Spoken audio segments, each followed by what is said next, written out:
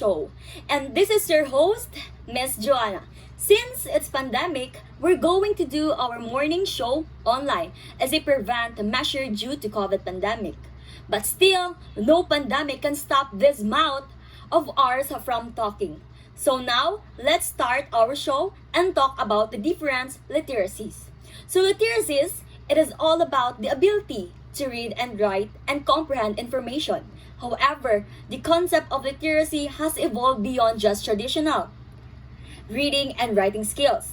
In contemporary context, literacies can encompass various forms of communication and understanding within specific domains or discipline. Now, we're diving deeping into multicultural literacy, social literacy, and financial literacy. Joining us with the three remarkable guests, Mr. Kyle Aratia, a culture ambassador, Delighted to be here. Mr. Charles Espinas as an activist, Hello everyone, thank you for having me here. and Ms. Rose Jan Liluan, a financial catalyst. It's my pleasure to be in this show. Welcome everyone, welcome to my show. So let's start with the multicultural literacy.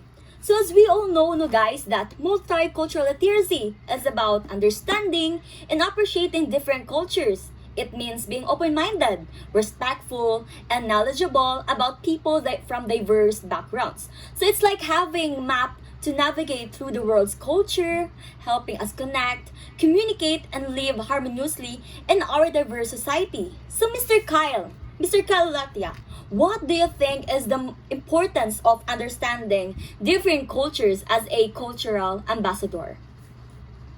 So, if we're going to think about it, there's a lot of significance in understanding others' culture. First is that it gives us a wide perspective of others' people's point of view. So we're able to understand the actions of people around us so that we're going to have a better perception.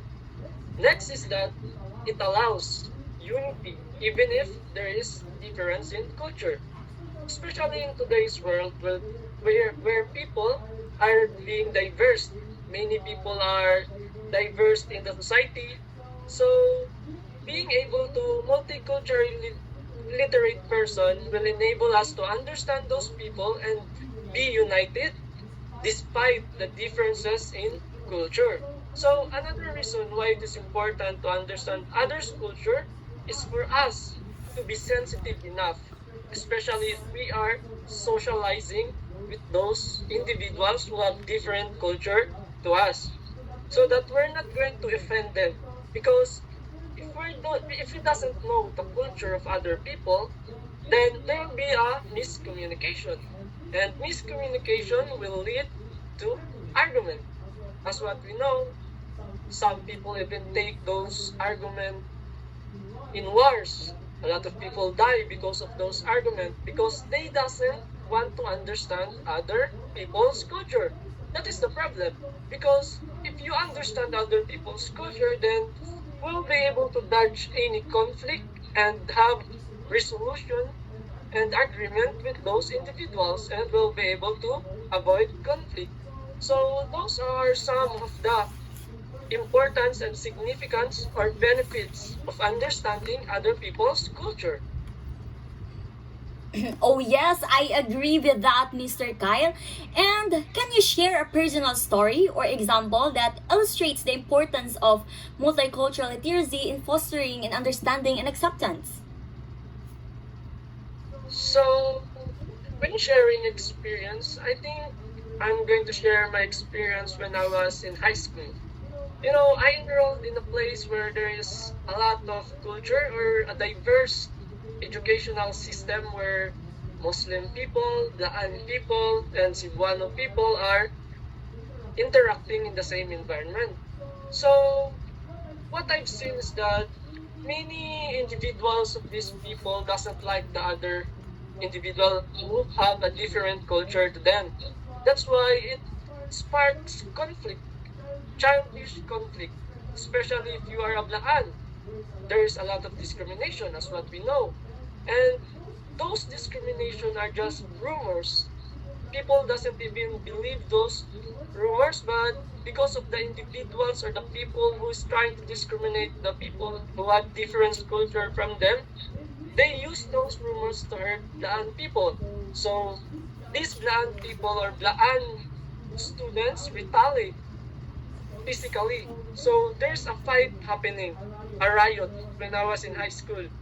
So if we're going to base in this experience of mine, I think it shows the significance of being multiculturally literate person. Because as what you can see, it's just a misconception or rumors, but it leads to fighting and to conflict. And that conflict will continue to grow. That's why we don't want other people or we don't want that conflict to still exist in today's world. Oh, yes, that is indeed a problem in today's world, which can be seen in different fields of life. But of course, in order to achieve a multicultural literacy, we need to enhance our social skills. Social skills. So, Mr. Charles, as an activist, what are some ways we can practice being socially literate in our everyday lives? Thank you for that wonderful question, Miss. Actually, there's a lot of definition about what social literacy is and what being socially literate is. So, being social literate is all about good listening, showing kindness to others.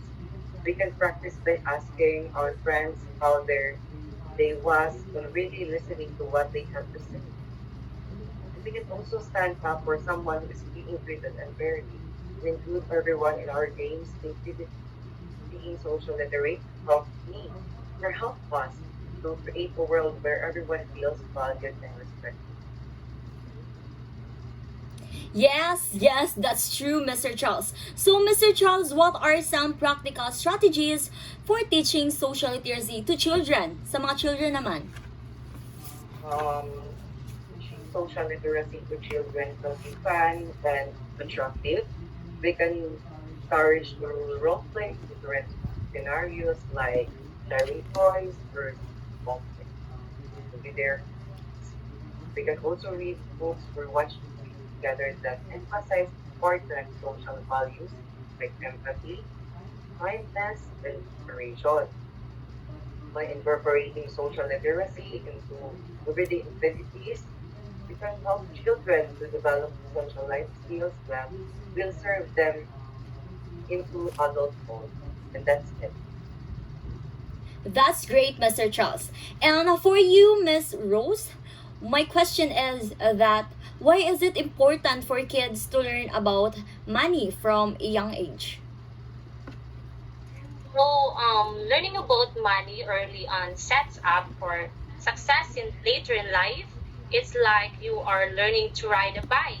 The earlier we start, the better we'll be at it when we grow up. So, understanding how to save, spend, and budget help us make smart decisions with our money and achieve our goals. Plus, it's never too early to start dreaming big and planning for the future. Yes, I agree with you, Miss Rose. But what are some simple ways kids can start learning about money and financial literacy? Actually, kids can start by setting up a piggy bank to save their allowance or spare change. They can also help with simple household budgeting tasks like making grocery list or comparing prices at the store. Even parents can also introduce age appropriate books or games that teach basic financial concepts in a fun and engaging way. By making money management a part of their daily lives, kids can develop good financial habits early on and lay the foundation for a secure financial future. Thank you, Miss Luluan. Thank you, everyone. Thank you for your insightful contributions.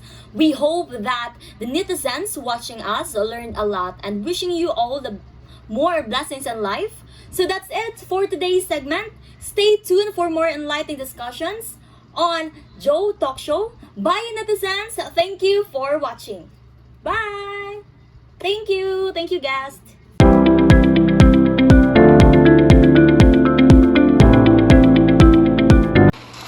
Late na tayo. Wala akong masuot sa pipi, ang dami, mi, bumili sa Shopee, sa Shopee, ang dali, bumili sa Shopee,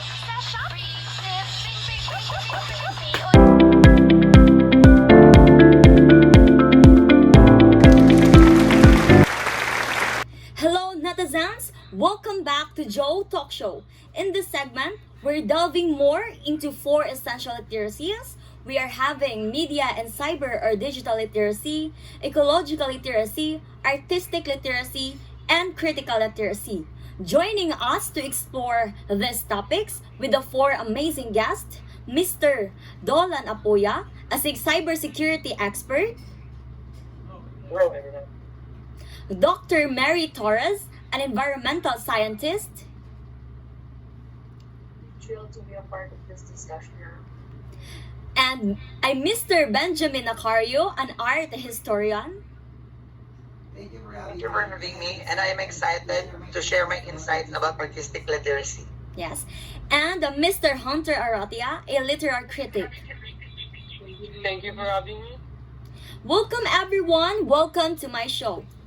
So, yes, I'm so excited also. So, let's start with the media and cyber or digital literacy. So, Mr. Apuya, with the prevalence of digital media and online platforms, why is media and cyber or digital literacy so crucial in today's world? Well, media and cyber for digital literacy are essential for navigating the digital landscape safely and responsibly.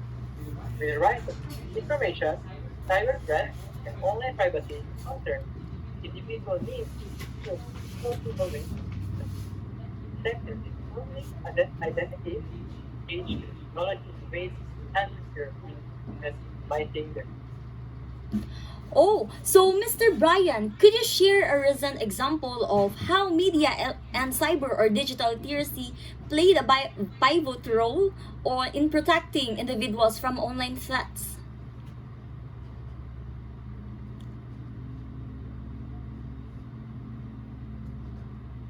Mr. Apuya. recently. Last month, there was a widespread targeting users of popular social media platforms by educating users about the telltale signs of phishing and promoting digital hygiene practices such as enabling two-factor authentication. We were able to prevent many individuals from falling victim to the scam. Okay, so for you, Miss or Dr. Mary, how does ecological literacy tie into this discussion, especially in the context of our digital lives? Ecological literacy involves understanding the interconnectedness of ecosystems and the impact of human activities on the environment, especially in today's digital age. It's important to recognize the environmental footprint of our digital consumption, and also from energy intensive data centers to um, electronic waste from discarded devices, and our digital activities have tangible ecological consequences. So developing ecological literacy, it allows us to make informed choices that minimize our environment impact and promote sustainability in digital realm. I agree with that, Dr. Mary. So, in the context of our digital age, how can individuals apply ecological literacy to minimize their environmental impact? One practical step individual can take is to reduce the digital footprint by minimizing unnecessarily digital consumption and opting for eco-friendly devices and services. So additionally, raising awareness about the environmental impact of digital technologies and advocating for policies that promote sustainability in the tech um, industry, it can drive us systemic change. That's great. So, to you, Mr. Benjamin, let's shift our focus to artistic literacy naman. So, why is artistic literacy important and how does it enrich our lives? Well, artistic literacy encompasses the ability to understand, interpret, and appreciate various forms of artistic expression, including visual arts, music, literature, and more. So, engaging with art fosters creativity, empathy, and critical thinking skills.